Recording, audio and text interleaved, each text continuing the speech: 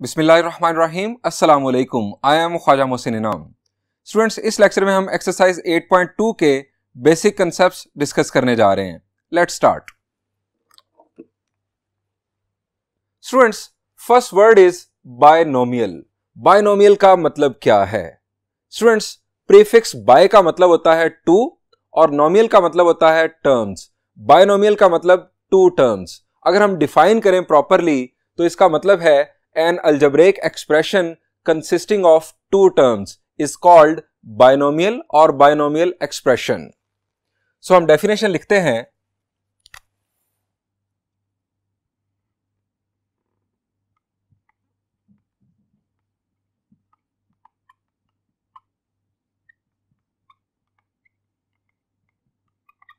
An algebraic expression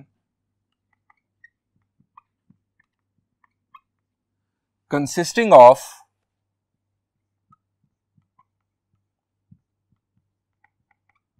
two terms is called a binomial or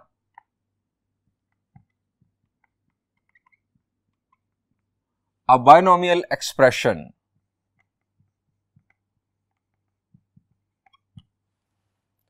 Examples.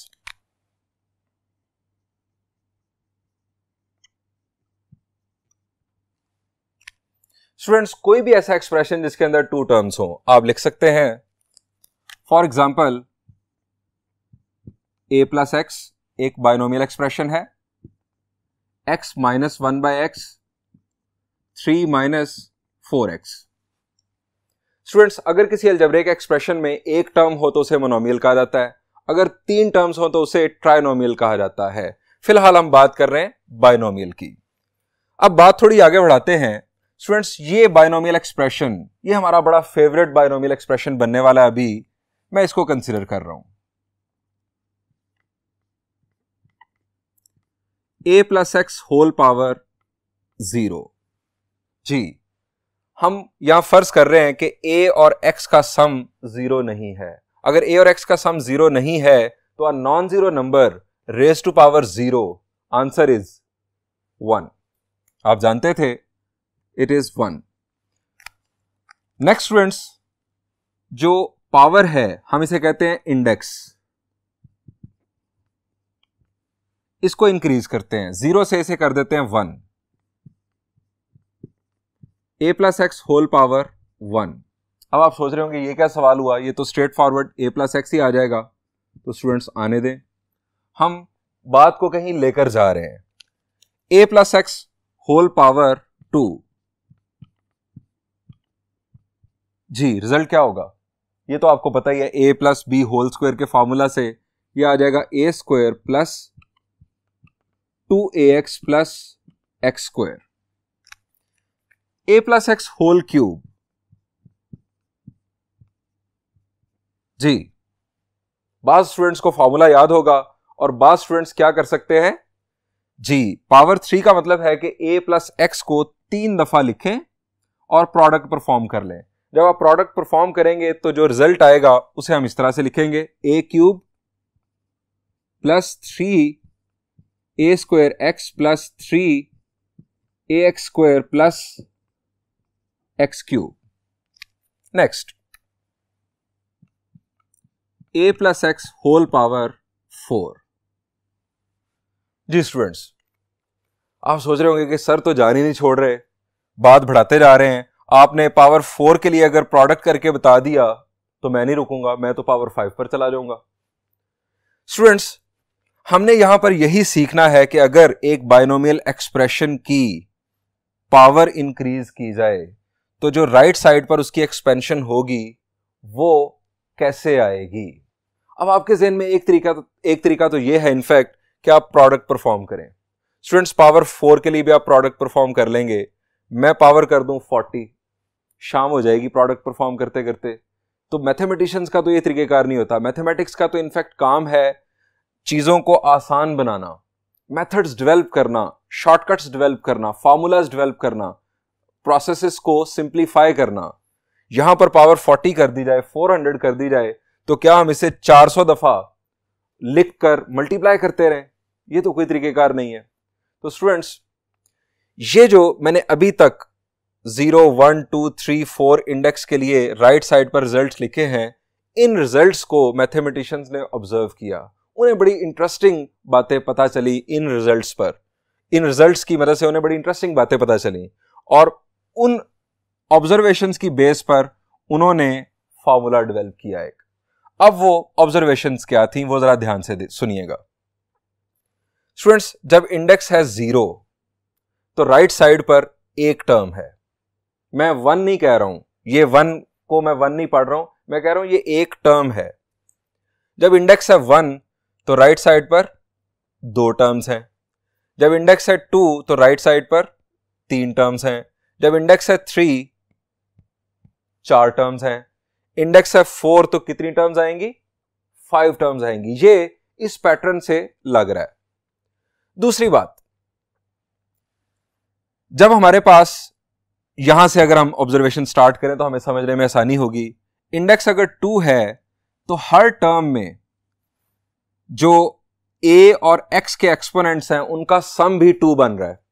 यहां पर a की power 2, यहां पर a की पावर 1, x की पावर 1, 1 + 1 2, x की पावर 2। हर टर्म के अंदर a और x के एक्सपोनेंट्स का सम इंडेक्स के बराबर आ रहा है। यहां पर भी देखें 3, 2 + 1 3, 1 + 2 3 और फिर 3। यही काम a + x होल पावर 4 के लिए होगा, यही काम a + x होल पावर 40 के लिए होगा, and so on so fourth. एक और ऑब्जर्वेशन उन्होंने जो की वो ये है कि स्टूडेंट्स, जो इंडेक्स है फर्स्ट टर्म में वो इंडेक्स से पावर स्टार्ट हुई, अगर यहां पर पावर 2 है तो पावर 2, फिर पावर कम हुई, a की पावर कम हुई, 2 से 1 हुई, और फिर 1 से नेक्स्ट टर्म में 0 हो गई। और x उल्टा बिहेव कर रहा है, x की पावर यहां पर 0 है, फिर 1 हुई और फिर 2 हुई। यहां पर भी यही है। इंडेक्स है 3, फर्स्ट टर्म के लिए 3, 2, 1 और यहां पर a⁻0, और सेकंड टर्म के लिए यहां पर x⁻0, 1, 2 और 3।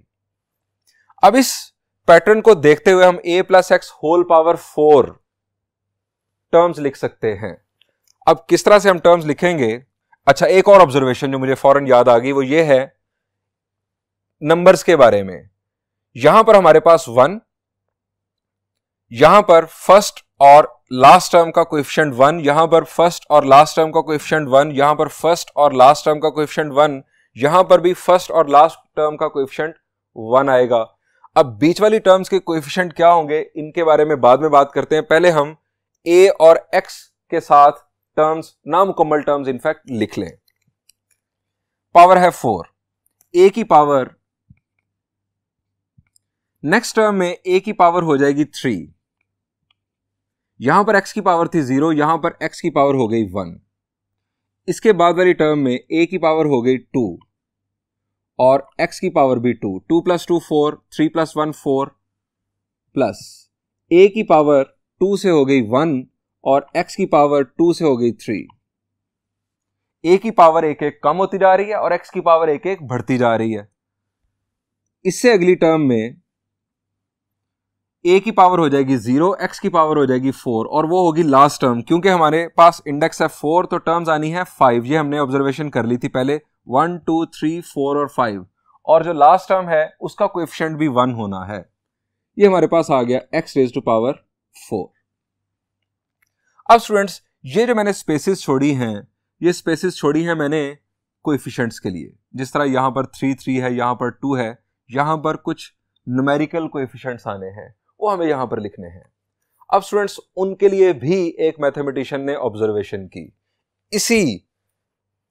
इन्हीं रिजल्ट्स को इनफैक्ट देखते हुए कि यहां पर नंबर्स क्या आ रहे हैं। अब स्टूडेंट्स, इंडेक्स जब 0 है तो हमारे पास नंबर है 1, कोएफिशिएंट 1 है। जब इंडेक्स 1 है तो 2 कोएफिशिएंट्स हैं, एक है 1 और फिर 1। इंडेक्स 2 है तो 1 2 1। मैं इंडेक्स और इसके अगेंस्ट जो कोएफिशिएंट्स हैं उनको नेक्स्ट बोर्ड पर लिखता हूं, फिर आपको ये पैटर्न ज्यादा अच्छे अंदाज में समझ आएगा। स्टूडेंट्स n से मैं डिनोट कर रहा हूं इंडेक्स को, और यहां पर सबसे पहले मैंने लिखा 0। स्टूडेंट जब 0 इंडेक्स था तो हमारे पास 1 हासिल हुआ, 0 इंडेक्स के लिए 1 हासिल हुआ। उसके बाद इंडेक्स कर दिया हमने 1, तो 1 और 1, ये 1 और 1 हम इस तरह से लिख रहे हैं। उसके बाद इंडेक्स 2, तो हमारे पास जो रिजल्ट है वो है 1 2 1। अगर मैं एक खास शेप में लिखता चला जाऊं तो 1 2 1, 2 यहां पर लिख दिया और 1 साइडों पर तरतीब के साथ लिख रहा हूं 1 2 1। उसके बाद इंडेक्स कर दिया 3, 1 3 3 1, यहां पर 3, यहां पर 3 और फिर 1 और फिर 1, 1 3 3 1। स्टूडेंट्स ये जो कोएफिशिएंट्स थे जब लिखने शुरू किए एक मैथमेटिशियन ने, उसका नाम था ब्लेज पास्कल, तो वो एक बात, बड़ी इंटरेस्टिंग बात देकर हैरान हुआ। और वो बात क्या थी? 1 + 1 2, साइडों पर 1 लिख दिया, 2 + 1 3, 2 + 1 3, साइडों पर फिर 1 लिख दिया। अब नेक्स्ट इस पैटर्न को अगर हम देखें तो होना चाहिए, उसने इसको फॉलो किया, होना चाहिए 3 + 3 6, 3 + 1 4, 3 + 1 4, साइडों पर फिर 1। अब उसने ये अपने पास से इस पैटर्न को देखते हुए लिख लिया। अब क्या किया उसने? a + x होल पावर 4, इसको मल्टीप्लिकेशन प्रोसेस के थ्रू इसका रिजल्ट फाइंड आउट किया, और वो ये देखकर हैरान रह गया कि यही कोएफिशिएंट्स इसी तरतीब के साथ अपीयर हुए। यानी यहां पर जो फर्स्ट कोएफिशिएंट वो 1, उसके बाद 4, उसके बाद 6, उसके बाद 4 और उसके बाद 1। और ये रिजल्ट सिर्फ यहां तक नहीं, ये रिजल्ट किसी भी इंडेक्स के लिए वैलिड था। यानी आप कोई भी पॉजिटिव इंटीजर इंडेक्स ले लें, पावर 5 6 7 8 9 10, कोई भी आप इंटीजर पावर ले लें, ये जो फैक्ट था कोएफिशिएंट्स के बारे में, ये बिल्कुल उसे ट्रू नजर आया। अब मसला हल हो गया। आप a + x होल पावर, यानी किसी भी बाइनोमियल एक्सप्रेशन की पावर 10 20 30 40 लिखना चाहें आप लिख सकते थे। आप पहले टर्म्स लिख लें। टर्म्स में आपका क्या असूल था कि आप जो फर्स्ट टर्म है उसकी पावर इंडेक्स से स्टार्ट करेंगे और एक एक कम करते चले जाएंगे। लास्ट टर्म में फर्स्ट टर्म की पावर हो जाएगी 0, सेकंड टर्म की पावर फर्स्ट टर्म में 0 होगी और एक एक करके बढ़ती चली जाएगी, और लास्ट टर्म में जो पावर है वो इंडेक्स के बराबर हो जाएगी। अब रही बात कोएफिशिएंट्स की, तो फर्स्ट टर्म और लास्ट टर्म का कोएफिशिएंट तो 1 आना था। बीच वाली टर्म्स के जो कोएफिशिएंट्स हैं वो जानने के लिए जितना आपके पास इंडेक्स है उतनी रो मालूम कर ली इस ट्रायंगल की।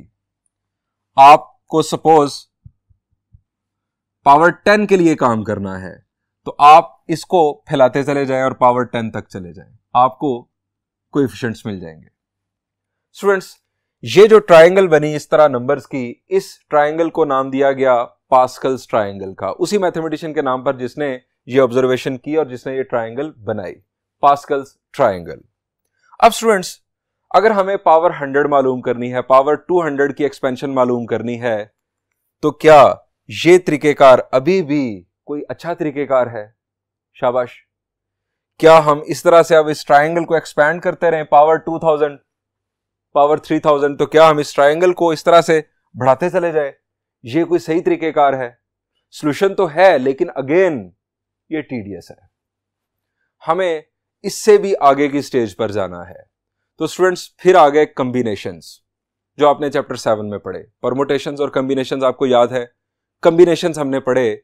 अब कॉम्बिनेशंस जब आ गए तो कॉम्बिनेशंस ने इसकी एक और इंटरप्रिटेशन कर दी इस ट्रायंगल की। अब वो इंटरप्रिटेशन क्या थी? वो बड़ी इंटरेस्टिंग इंटरप्रिटेशन है, उसकी मदद से हम डायरेक्ट कोई भी कोएफिशिएंट्स मालूम कर सकते हैं, किसी भी पावर के लिए कोएफिशिएंट्स मालूम कर सकते हैं।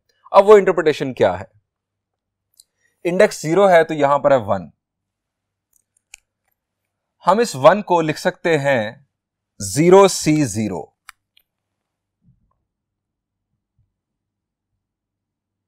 जीरो सी जीरो 1 होता है।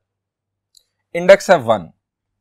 हम इस 1 को लिख सकते हैं 1C0 और इस 1 को लिख सकते हैं 1C1। अब जरा पैटर्न देखिएगा, बड़ा इंटरेस्टिंग पैटर्न ये भी बन गया। इंडेक्स 2, इसे हम लिख सकते हैं 1 को 2C0, इसे 2C1 और इसे 2C2। 2C0 1 होता है, 2C1 2 होता है और 2C2 भी 1 होता है। ऊपर जो नंबर है वो आ रहा है इंडेक्स, नीचे 0 1 2 टिल इंडेक्स तक हम चले जाएंगे। अब 3 के लिए आप समझ गए होंगे अब क्या आएगा जी। 3C0, यहां पर 3C1, यहां पर 3C2 और यहां पर 3C3। फर्दर यहां पर देखें, ये क्या बन गया 4C0, 4C1, 4C2। आप 4C2 कैलकुलेट करके देखें 6 ही आएगा। 4C3 और ये 4C4। अब मसला ही हल हो गया। अब मसला कैसे हल हो गया? आपको पावर 10 के लिए, पावर 20 के लिए, पावर 30 के लिए कोएफिशिएंट्स चाहिए, तो आप लिख सकते हैं किस तरह से। पावर 10 के लिए फर्स्ट कोएफिशिएंट होगा 10C0, दूसरा होगा 10C1, तीसरा होगा 10C2 और चलते चले जाएंगे। लास्ट कोएफिशिएंट होगा 10C10। पहला कोएफिशिएंट भी 1, आखिरी कोएफिशिएंट भी 1। तो स्टूडेंट्स, हम डायरेक्ट किसी भी हायर पावर के लिए कोएफिशिएंट्स लिखने के काबिल हो गए। अब हमें पास्कल की ट्रायंगल बनाने की जरूरत और उसे एक्सपैंड करने की जरूरत हरगिज नहीं है। अब स्टूडेंट्स, मैथमेटिशियंस ने क्या किया, उन्होंने कहा कि अब हम इस चीज को जनरलाइज कर लेते हैं। हम a plus x whole power n के लिए फॉर्मूला लिख लेते हैं। इन ऑब्जर्वेशंस को जहन में रखते हुए और इन कॉम्बिनेशंस को जहन में रखते हुए जनरलाइज फॉर्मूला क्या था, अब मैं आपके सामने वो लेकर आता हूं।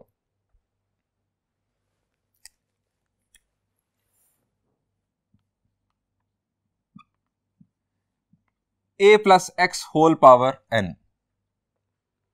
स्टूडेंट, सबसे पहले कोएफिशिएंट जी क्या होगा? पहला कोएफिशिएंट, ये हमने अभी पढ़ा कि अगर पावर 10 होगी तो 10C0 पहला कोएफिशिएंट होगा, तो nC0 पहला कोएफिशिएंट होगा। और कॉम्बिनेशन लिखने का दूसरा तरीकेकार वो भी आपको रिकॉल करवा दूं। 10C0 अगर इस तरह से लिखा गया है तो हम इस तरह से भी लिख सकते थे। अगर 10C1 इस तरह लिखा गया तो हम इस तरह से भी लिख सकते थे। इनफैक्ट हमारे इस चैप्टर में इस तरह से कॉम्बिनेशंस को लिखा गया है, सो मैं इस तरह से लिखने जा रहा हूं nC0।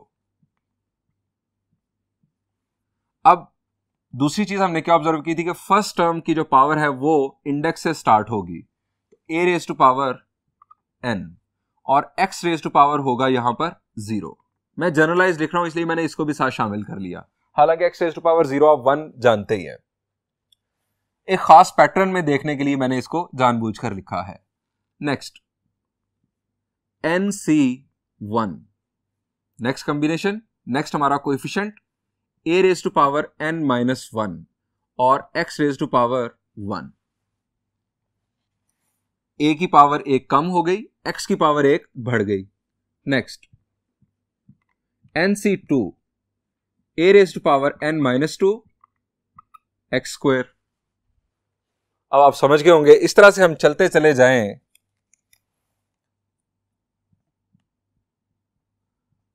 तो बीच में एक टर्म आ गई, समझे NCR। बीच में एक टर्म आ गई, R n से छोटा है, a रेज टू पावर। अब जरा पैटर्न देखें क्या होगा। यहां पर अगर 0 है तो n माइनस 0 और x रेज टू पावर 0। अगर यहां पर 1 है तो 1 और x की पावर 1। यहां 2 है तो यहां 2, यहां 2। अब यहां r है तो क्या होगा n माइनस r और x raise to power r। चलते चले गए,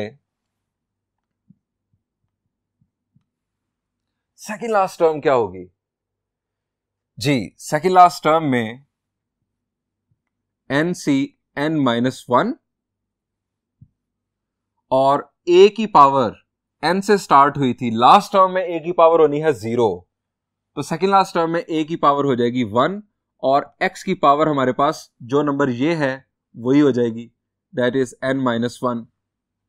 और लास्ट टर्म हम अगर लिखें तो वो होगी n(n), a की पावर 0 और x की पावर n। स्टूडेंट्स, ये बन गया हमारा जनरलाइज्ड फार्मूला किसी बाइनोमियल एक्सप्रेशन की हायर पावर की एक्सपेंशन मालूम करने के लिए।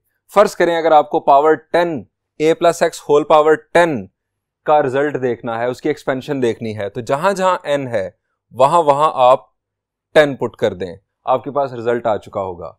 आप सोच रहे होंगे कि ये जो बीच में मैंने टर्म लिख दी, इसमें r लिख दिया, ये इनफैक्ट क्या है? तो स्टूडेंट्स, इस टर्म को हम कहते हैं जनरल टर्म।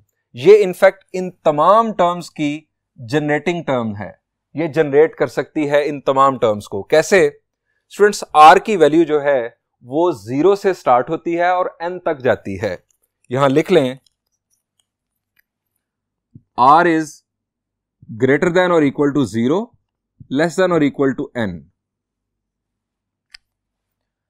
ये जनरेटर टर्म है इन तमाम टर्म्स के लिए। जब r की वैल्यू 0 होगी, r की वैल्यू 0 से स्टार्ट होगी, r की वैल्यू 0 होगी, यहां पर भी 0, यहां पर भी 0, हमारे पास ये फर्स्ट टर्म आ जाएगी। जब r की वैल्यू 1 होगी तो हमारे पास सेकंड टर्म आ जाएगी। जब r की वैल्यू 2 होगी तो थर्ड टर्म आ जाएगी। जब r की वैल्यू n हो जाएगी तो हमारे पास लास्ट टर्म आ जाएगी, n-n 0, r की जगह पर n, और यहां पर भी r की जगह पर n। यानी ये जो टर्म है, ये टर्म इनफैक्ट इस एक्सपेंशन की जनरल टर्म कहलाती है, ये इस एक्सपेंशन का जनरेटर कहलाती है। स्टूडेंट्स, इस टर्म की बुनियाद पर हम इस सारे सम को कंप्रेस्ड फॉर्म में लिख सकते हैं समेशन नोटेशन यूज करते हुए। We can right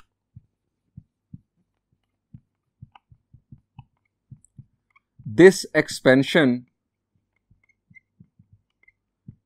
in short form as, अब क्या लिख सकते हैं, a + x whole power n। तमाम टर्म्स के दरमियान सम है, सो हम समेशन नोटेशन यूज कर रहे हैं।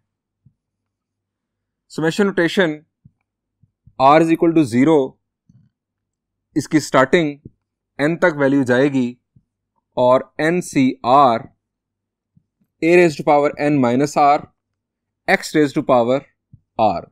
ये जो जनरल टर्म थी ये मैंने यहां पर लिख दी। अब स्टूडेंट्स क्या होगा, फर्स्ट टर्म r की जगह पर आप 0 पुट करेंगे, फर्स्ट टर्म आ जाएगी। फिर इस समेशन नोटेशन का मतलब यह है कि आप प्लस का साइन लगाएंगे, r की वैल्यू 1 कर देंगे तो आपके पास सेकंड टर्म आ जाएगी। फिर आप लगाएंगे प्लस, फिर r की जगह पर आ जाएगा 2, फिर आपकी थर्ड टर्म आ जाएगी, और लास्ट टर्म तक जाते रहते r की वैल्यू हमारे पास n हो जाएगी। r is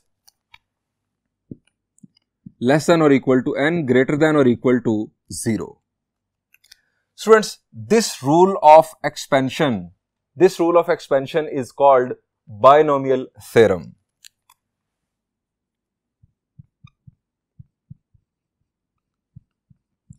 This rule of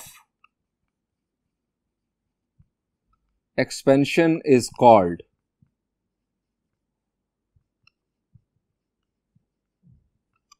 binomial theorem.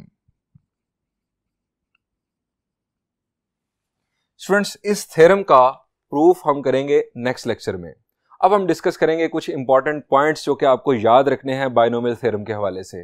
वो पॉइंट्स आपको एमसीक्यूज के लिए और इसके अलावा एक्सरसाइज 8.2 के प्रॉब्लम सॉल्व करने के लिए बहुत ज्यादा काम आएंगे। तो आइए बढ़ते हैं इंपॉर्टेंट पॉइंट्स टू रिमेंबर की जानिब।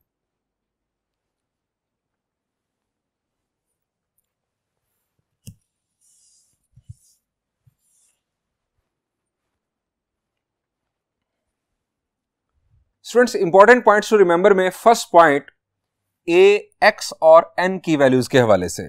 First point, a and x can be any numbers, even complex. यानी a और x कोई भी रियल नंबर हो सकता है, इवन कॉम्प्लेक्स नंबर भी हो सकता है, but n must be a positive integer.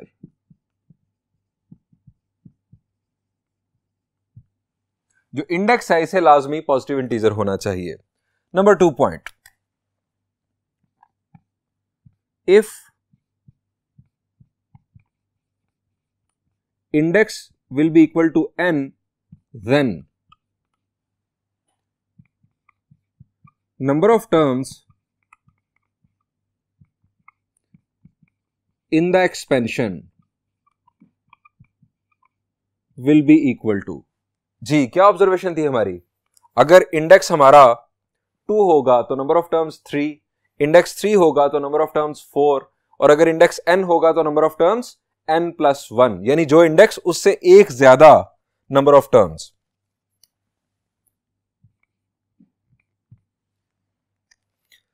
Number 3 point, students number 3 point sum of exponents के हवाले से. हर टर्म के अंदर a और x के एक्सपोनेंट्स का सम इंडेक्स के बराबर होगा. आप यहां पर देखें n-1 plus 1 will become n, n-2 plus 2 will become n.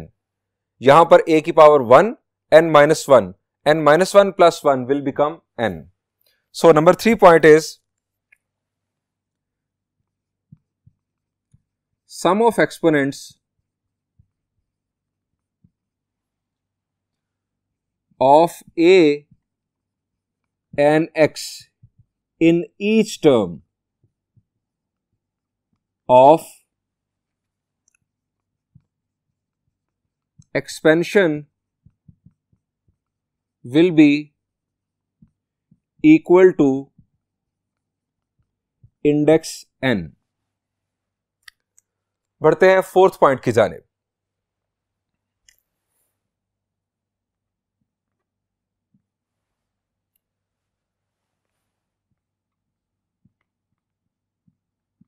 T r+1 is subscript. NCR a raised to power n minus r x raised to power r is called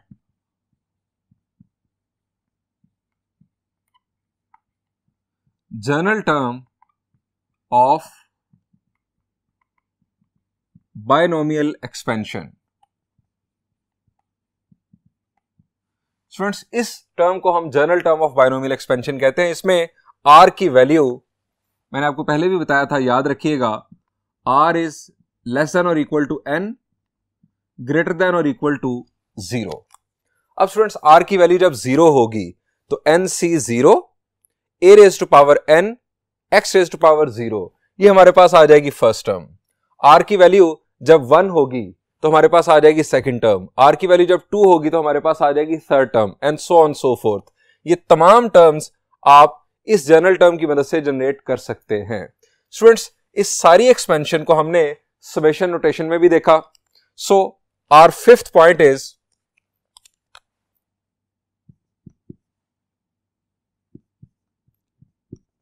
a plus x whole power n is equal to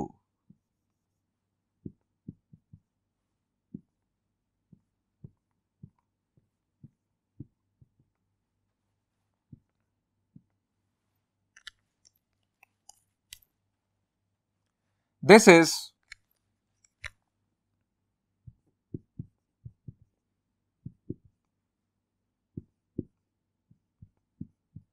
short or summation form of binomial expansion.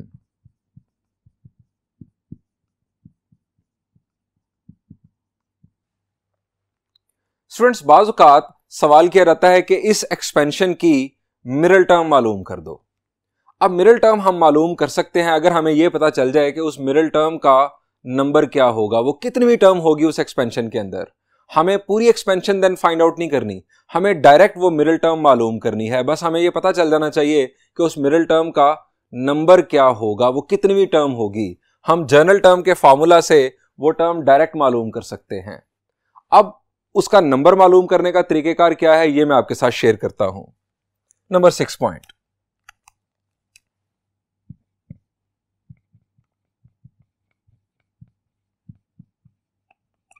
Middle term of expansion.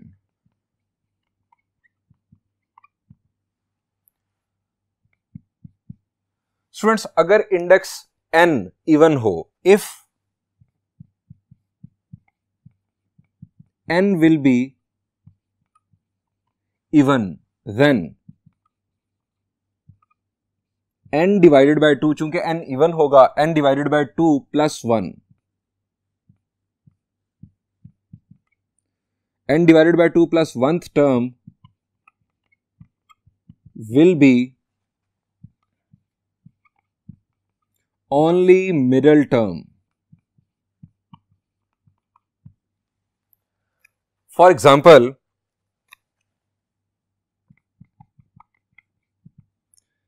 n is equal to 10, index है 10 और हमें कहा रहता है middle term मालूम करें। तो n divided by 2 plus 1, 10 divided by 2 plus 1, ये क्या बन गया? 10 divided by 2 5, 5 plus 1 6th term will be the middle term. अब 6th टर्म हम डायरेक्ट कैसे मालूम करेंगे? स्टूडेंट्स, ये जनरल टर्म का फॉर्मूला आपके काम आएगा। 6th टर्म बनाने के लिए r की वैल्यू क्या होनी चाहिए? The answer is 5। t 6 बन जाएगा यहां पर जब r की वैल्यू होगी 5। जहां जहां r है वहां वहां आप 5 पुट कर देंगे। n की वैल्यू हमारे पास होगी 10।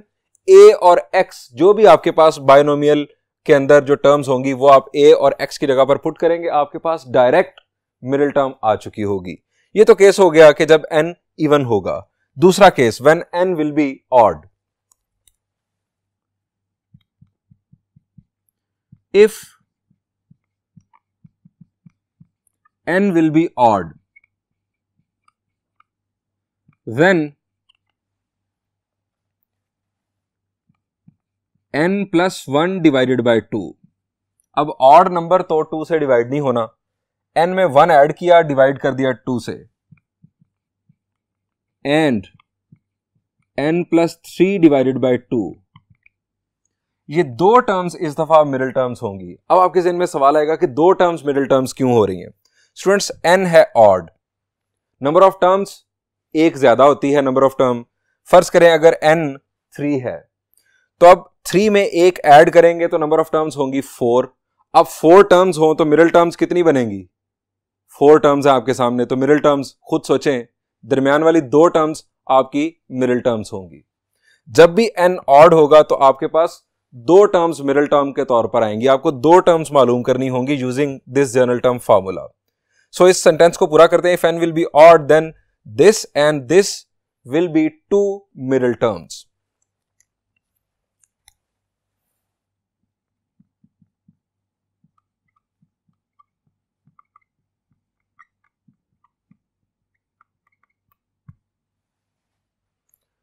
स्टूडेंट्स, बाज़ औक़ात ये सवाल किया रहता है कि इस एक्सपेंशन के अंदर एंड से पांचवी टर्म मालूम कर दो।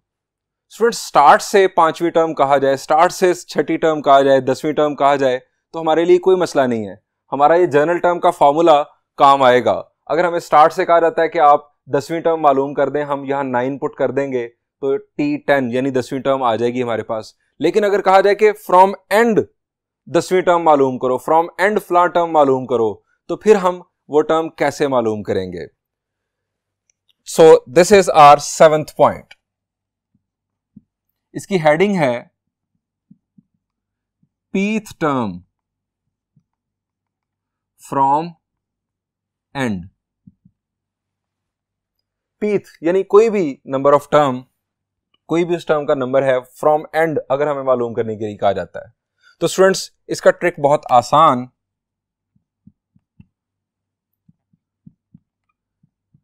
pth term from end in the expansion of a plus x whole power n will be pth term from start in the expansion of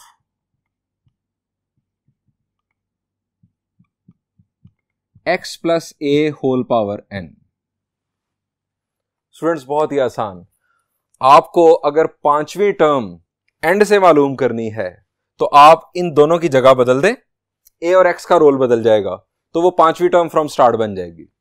इतना सिंपल सा ट्रिक है। सो इसको याद रखिएगा। इसका एक और ट्रिक भी है, वो आपके साथ शेयर करता हूं। That is point number 2। और वो ट्रिक क्या है? वो है n+2 माइनस पी। ये उस टर्म का नंबर फाइंड आउट करने का तरीकेकार formula. n+2 minus pth term will be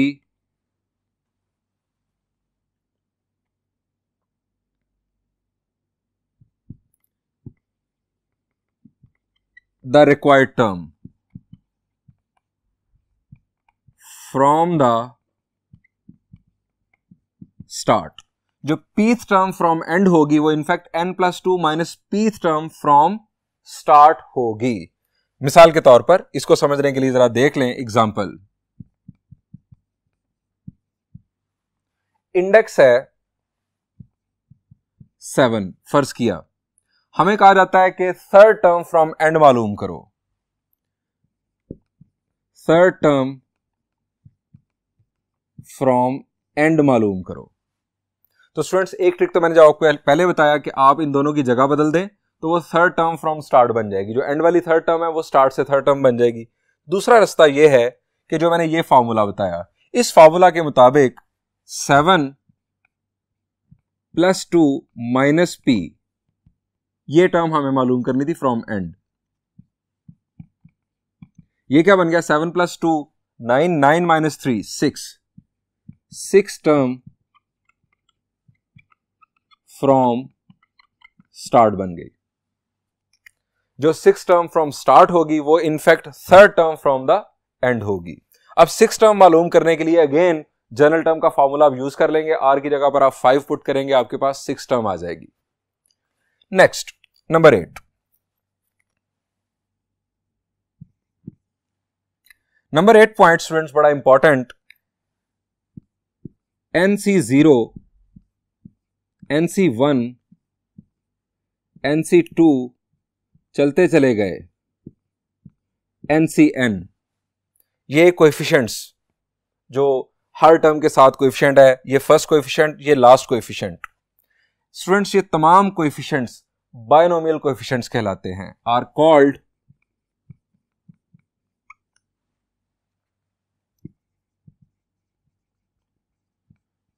binomial coefficients. Students इन बायनोमियल कोएफिशिएंट्स के हवाले से एक इंटरेस्टिंग बात, यह है फर्स्ट बायनोमियल कोएफिशिएंट और यह है लास्ट बायनोमियल कोएफिशिएंट। इन दोनों की वैल्यूज बराबर हैं। NC0 भी 1, NCN भी 1। सेकंड बायनोमियल कोएफिशिएंट की value second last binomial coefficient की वैल्यू के बराबर होगी। थर्ड बायनोमियल कोएफिशिएंट की वैल्यू थर्ड लास्ट के बराबर होगी, and so on so fourth. हम ये कह सकते हैं कि binomial coefficients of the terms equidistant from start and and will be equal. This is our next point. So the 9th point is binomial coefficients of the terms equidistant from start and will be equal. That is to say, NC0 will be equal to NCN, NC1 will be equal to NCn-1, ये second और ये second last. और इस तरह अगर हम generally लिखें तो NCR, अगर आप ये पैटर्न देखें, n-n 0 होता है, n-1 n-1, यहां पर NCR है तो इधर आ जाएगा NCn-R। स्टूडेंट्स, आपको याद है इस तरह के कॉम्बिनेशन जो आपस में इक्वल होते हैं इन्हें क्या कहा जाता है? हमने चैप्टर 7 में पढ़ा था जी, इन्हें कंप्लीमेंट्री कॉम्बिनेशंस कहा जाता है। These combinations are called complementary combinations.